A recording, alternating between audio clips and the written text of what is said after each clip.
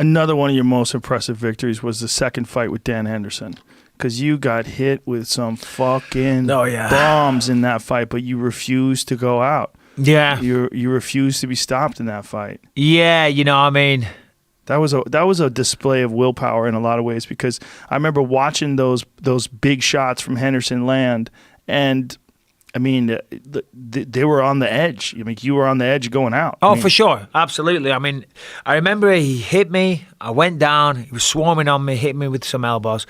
But I remember I was always fine. But I was like, holy shit. You know, that was what hit me there. And then I managed to get myself back to my feet, and then blood pouring out my face and whatnot.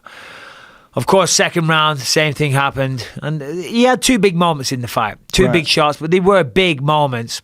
But you don't win a 25-minute fight by landing two shots, you know. But they were big shots. Fair play to him.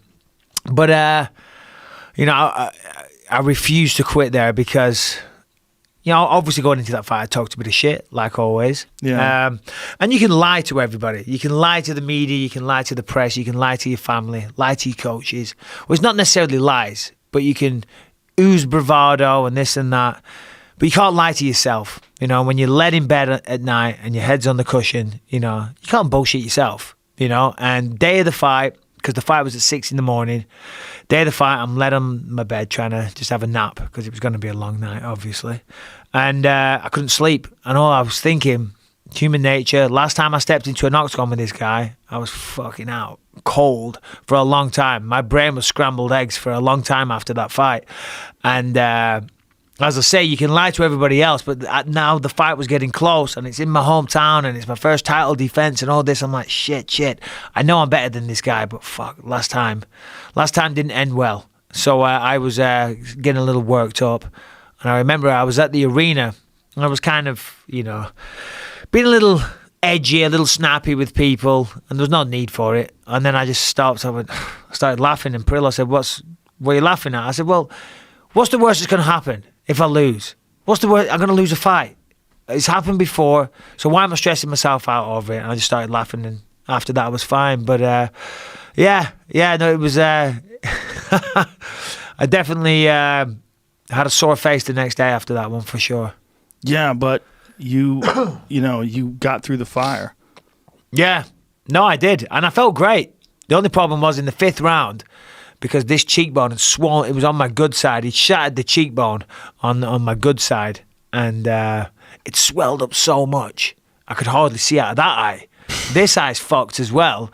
So in the 5th round, I'm like trying to like get a certain angle where I could even see the guy. Do you know what I mean? It was a nightmare, you know. But yeah, got the job done, fortunately. Is there anything that like is on the horizon in terms of like medical science that you're looking at in terms of being able to fix your eyes? Not that I know of. I spoke to doctors about it, you know, because I was, I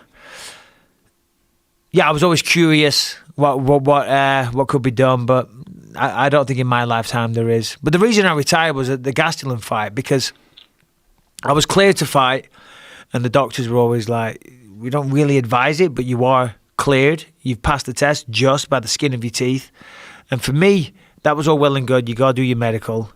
The most stressful part of all of that was when you got to go do a full training camp now, then fly somewhere, and you're going to see another doctor, a commissioned doctor at the weigh-in, right? And you don't know what this doctor's going to be like. You don't know if he knows anything about eyes. You don't know if he wants to be a hero. You don't know if he wants to make fucking press, the guy that pulled the main event. Do you know what I mean? Yeah. Very, very stressful time.